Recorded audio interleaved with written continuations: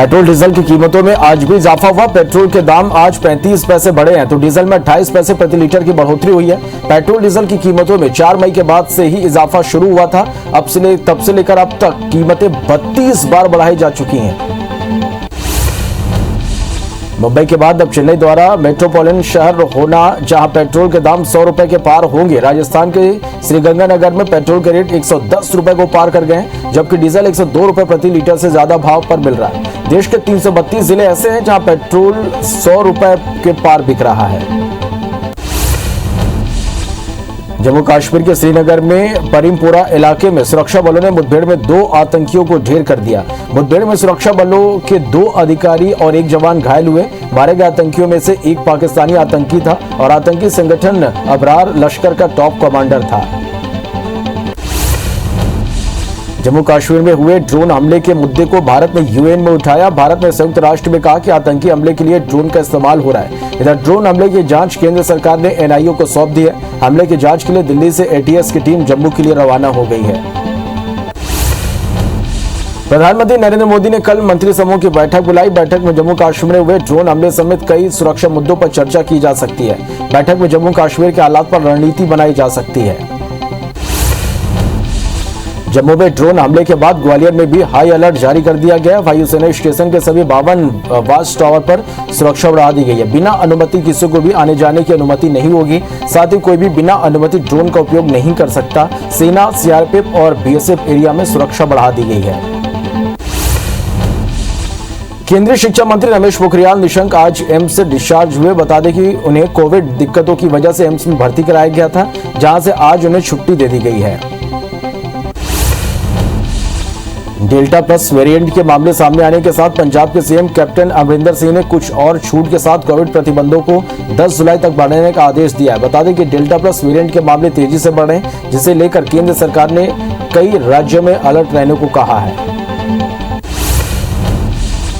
केंद्रीय स्वास्थ्य मंत्री हर्षवर्धन का बयान आया। उन्होंने कहा कि कोविड की दूसरी लहर अभी समाप्त नहीं हुई है। अभी भी देश में इसके मामले सामने आ रहे हैं। ऐसे वक्त में किसी को भी रिलैक्स होने की जरूरत नहीं है। अधिक से अधिक लोगों को वैक्सीन की डोज लगाकर हम कोविड संक्रमण पर सफलता प्राप्त कर सकते हैं।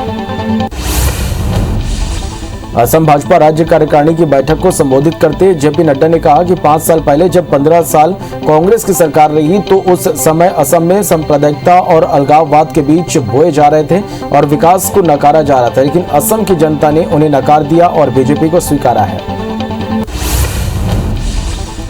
ट्विटर पर भारत के गलत मैप का मामला गर्माता दिख रहा है। ताजा मामले में बुलंदशहर में बजरंग दल के एक नेता ने गलत नक्शे को लेकर शिकायत दर्ज करवाई, जिस पर एक्शन लेते हुए ट्विटर इंडिया के प्रबंध निदेशक मनीष माहेश्वरी के खिलाफ केस दर्ज किया गया है। बता दें कि ट्विटर पर भारत के मैप में लद्दाख और जम्मू कश्मीर को देश का हिस्सा नहीं दिखाते हुए अलग दिखाया गया था।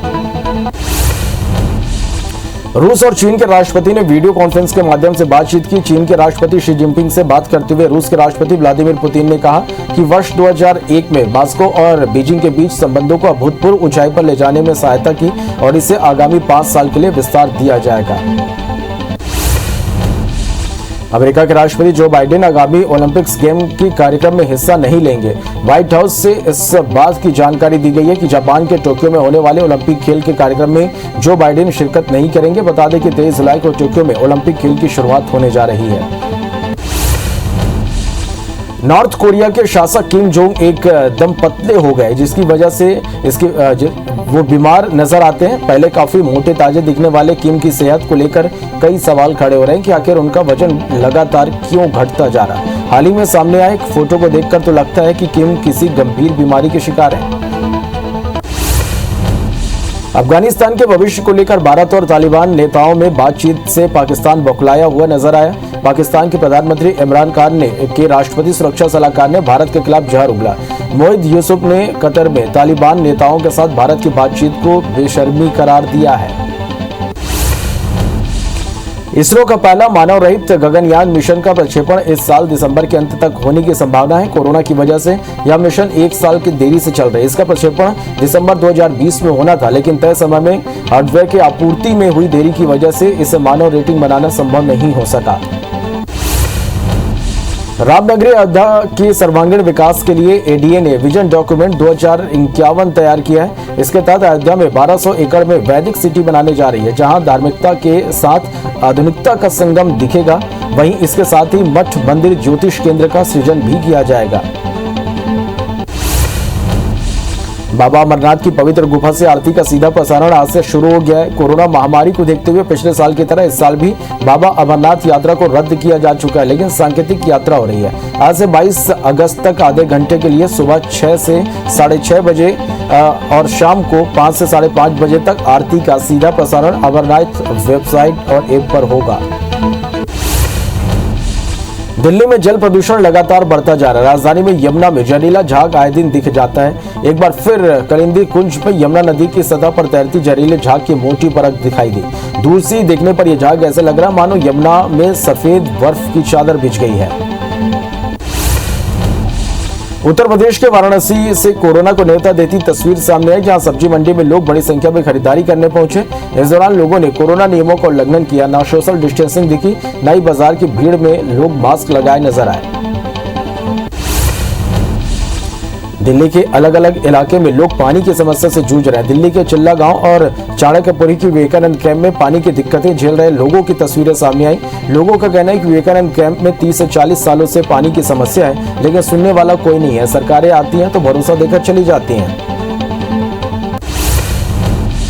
एमपी के स्कूल शिक्षा मंत्री इंदर सिंह परमार का शर्मनाक बयान सामने आया। दरअसल निजी स्कूलों की मनमानी फीस की शिकायत करने अभिभावक शिक्षा मंत्री के पास पहुंचे थे, जहां मंत्री ने अभिभावकों से कहा कि आंदोलन करना है तो करो और जाके मरो। इस पर अभिभावक संघ ने शिक्षा मंत्री से इस्तीफे की मांग की है। स्कूल शिक्षा मंत्री इंदर सिंह परमार के विवादित बयान पर कांग्रेस ने तीखी प्रतिक्रिया दी है। कांग्रेस नेता भूपेंद्र गुप्ता ने कहा कि स्कूल शिक्षा मंत्री परमार को सरकार में रहने का हक नहीं है। सरकार को तुरंत परमार से इस्तीफा ले लेना चाहिए, क्योंकि उन्होंने प्रदेश के अभिभावकों का मजाक बनाया है। खाद्य मंत्री और कांग्रेस नेता अमरजीत भगत के कार्यकाल के 2 साल पूरे होने पर उन्होंने प्रेस कॉन्फ्रेंस कर उपलब्धियां गिनाई। उन्होंने कहा कि भूपेश बघेल के नेतृत्व में जनता का विश्वास बढ़ा और जल्द ही कला परिषद का गठन होगा, जिसमें सीएम अध्यक्ष होंगे। फिल्म सिटी का काम चल रहा है और फिल्म नीति भी बन रही है। मंत्री अमरजीत भगत ने पीसी कर उपलब्धियां गिनाते हुए खास बातों को लेकर बताया कि हम आदिवासियों के लिए नई योजनाएं लेकर आए। कोरोना काल में भी हमने लोगों का विश्वास कमाया। कला संस्कृति को आगे बढ़ाने के लिए काम किया जा रहा है। राष्ट्रीय आदिवासी नृत्य महोत्सव कार्यकाल की बड़ी उपलब्धि है। एमपी में वैक्सीनेशन महाअभियान के बीच प्रदेश में वैक्सीन की कमी की बात सामने आई थी। इस वजह से कई सेंटर्स में लोगों को बिना वैक्सीन लगवाए ही लौटना पड़ा था। इस मामले में स्वास्थ्य मंत्री डॉक्टर प्रभुराम चौधरी का कहना है कि प्रदेश में वैक्सीन के रिकॉर्ड बने हैं। वैक्सीनेशन को लेकर कोई गड़बड़ी नहीं है। एमपी की जेलों में बंद दुष्कर्म के आरोपियों और दुर्दांत अपराधियों को पैरोल पर नहीं छोड़ने की मांग करते हुए हाईकोर्ट में एक जनहित याचिका दायर की गई। हाईकोर्ट में दायर इस याचिका पर अगले हफ्ते सुनवाई की जा सकती है। छत्तीसगढ़ शासन ने संजय दत्तात्रेय तेलंग को Chhattisgarh state power transmission company का प्रबंध निदेशक बनाया। उन्होंने उन्हें नई जिम्मेदारी के लिए मुख्यमंत्री का आभार व्यक्त किया। पावर हब कहे जाने वाले छत्तीसगढ़ में गांवों तक गुणवत्तापूर्ण बिजली की आपूर्ति करना उनका लक्ष्य होगा। राज्य की नीति के अनुसार जनहित के कार्यों को प्राथमिकता बताया। धमतरी में सभी पार्क, पर्यटन स्थल और कोचिंग सेंटर को खोलने की मंजूरी दे दी गई। सिनेमा हॉल शर्तों के साथ खोले जा सकते हैं। शादी विवाह में 50 लोग शामिल हो सकते हैं। मैरिज हॉल और मैरिज ग्राउंड में क्षमता से 50% लोगों को खोलने की छूट दी गई है, लेकिन आगामी आदेश तक धारा 144 लागू रहेगी। सूरजपुर के ओरगी जनपद पंचायत में जनपद अध्यक्ष और उपाध्यक्ष के खिलाफ मोर्चा खोल दिया गया, जिसमें लगभग आधा दर्जन से ज्यादा जनपद सदस्यों ने कलेक्टर को शिकायती ज्ञापन सौंपा, जिसमें 15वें वित्त की राशि को बिना किसी जानकारी गोपनीय तरीके से आवंटित करने, मनमाने तरीके से कार्य को बांटने का आरोप लगाया। मध्य प्रदेश में 12वीं बोर्ड के नतीजे 30 जुलाई तक आ सकते हैं। विभाग 12वीं कक्षा का रिजल्ट बनाने में लगा है। नतीजों को लेकर स्कूल शिक्षा मंत्री इंदर सिंह परमार का बयान सामने आया है। उन्होंने कहा कि 10वीं का रिजल्ट भी जल्द आएगा। दंतेवाड़ा के पोरदेव मुठभेड़ में मारे गए 5 लाख के इनामी नक्सली का शव लेने ग्रामीणों ने इनकार कर दिया। ग्रामीणों ने पुलिस पर फर्जी मुठभेड़ का आरोप लगाया। जिला अस्पताल के सामने जुटे ग्रामीणों के साथ सोनी सोरी भी अस्पताल पहुंची और पुलिस के खिलाफ विरोध जताया। जांजगीर चांपा के बिर्ला थाना क्षेत्र में बुजुर्ग महिला की हसदेव नदी की रेत पर हत्या कर दफन करने के मामले में एक आरोपी को गिरफ्तार किया गया।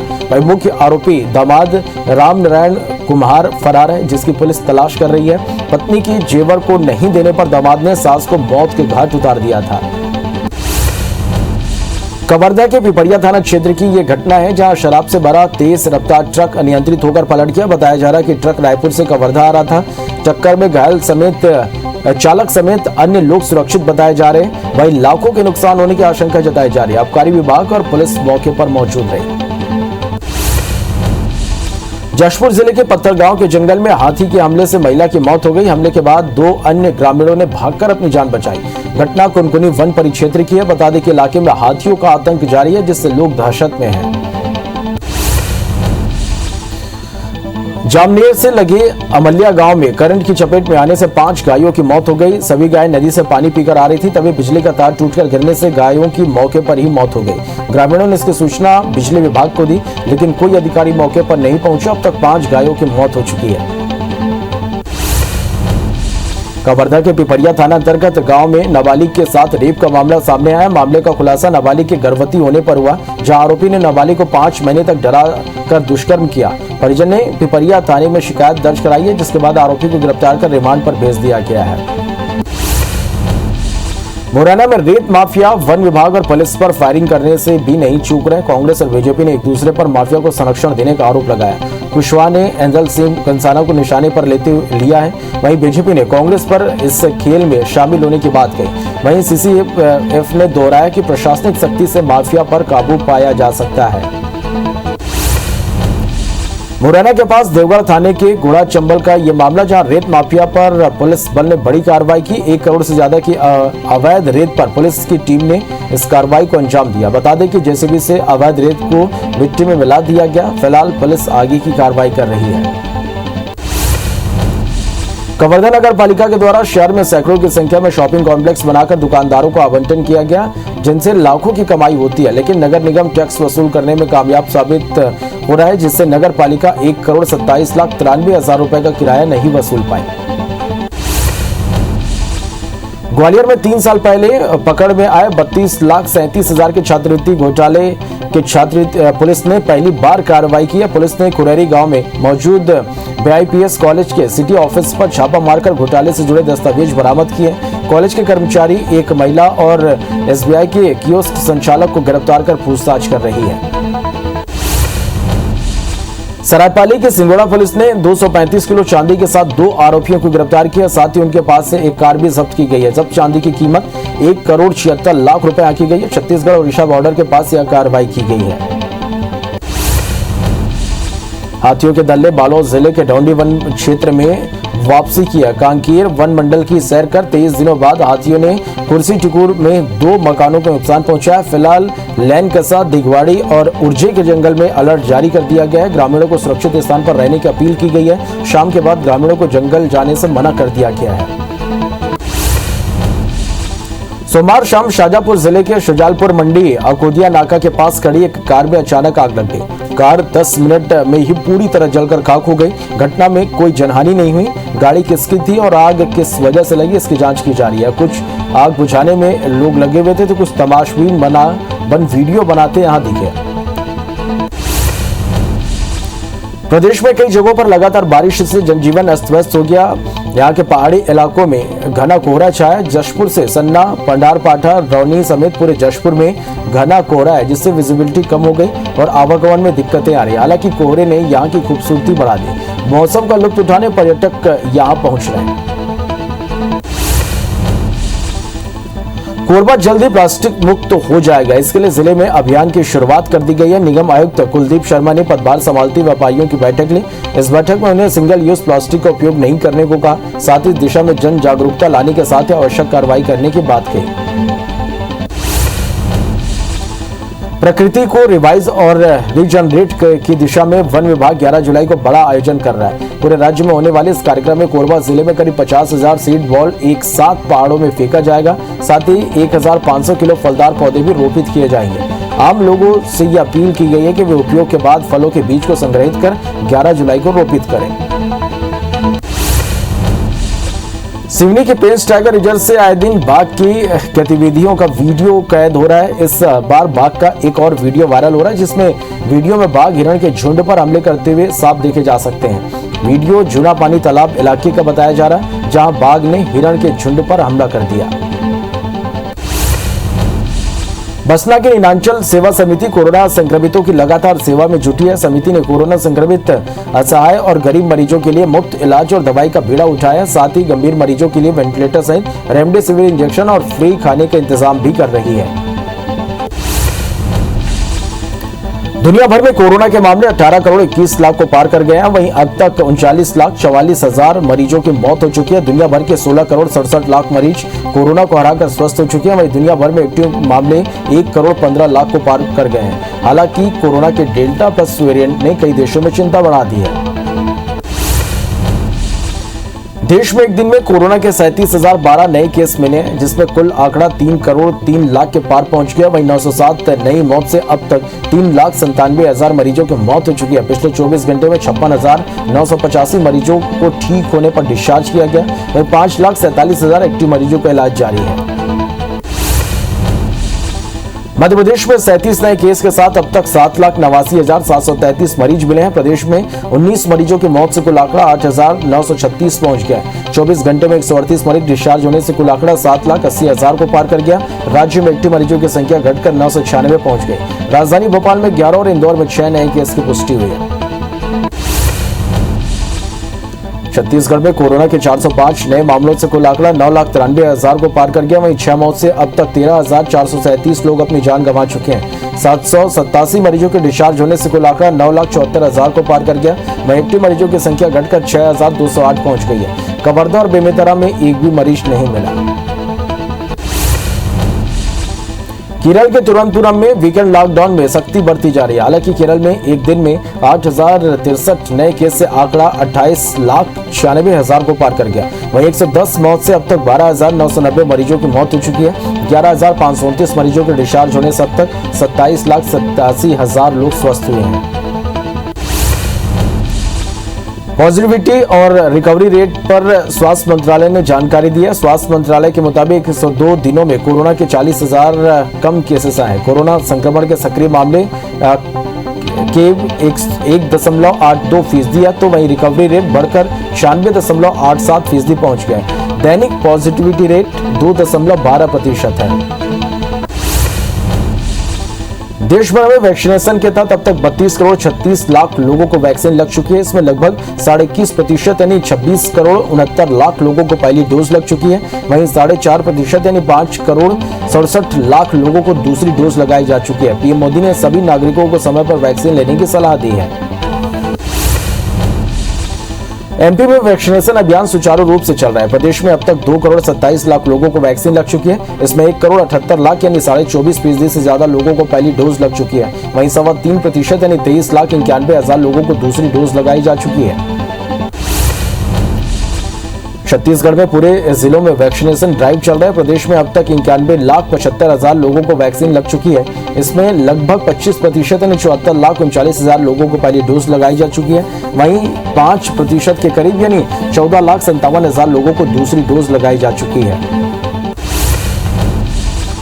गौरेला पेंड्रा मरवाई जिले में लॉकडाउन 5 जुलाई तक बढ़ा दिया गया है। कलेक्टर नम्रता गांधी के आदेश पर रोज रात 8 बजे से सुबह 6 बजे तक नाइट कर्फ्यू जारी रहेगा। जिले के तमाम पार्क, स्विमिंग पूल, सब्जी मंडी, दुकानें और मार्केट रात 8 बजे तक खुल सकेंगे। हर शनिवार को टोटल लॉकडाउन रहेगा। वहीं कोचिंग संस्थान भी गाइडलाइन के पालन के साथ खुल सकेंगे।